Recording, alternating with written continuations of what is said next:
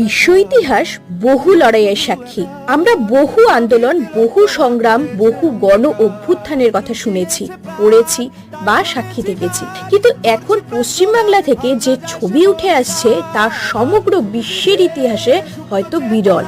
একটা মেয়ের জন্য জাতি, ধর্ম, বর্ণ সব ভুলে মানুষ শুধু মানুষ হয়ে আজ পথে নেমেছে।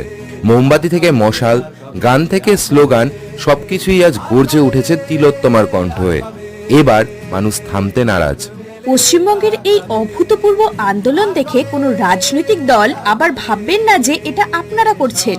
ভারতবর্ষের কেন, পৃথিবীর কোনো রাজনৈতিক দলের এটা করে দেখানোর ক্ষমতা ছিল না। এটা একটা জাতির চেতনা, এটা নেতাজি সুভাষচন্দ্র বসুর রক্ত, এটাই বাঙালির স্পর্ধা। মনে রাখবেন, ভয় যেমন সংক্রামক, ঠিক তেমনি সাহসও ছোঁয়াচে সংক্রামক।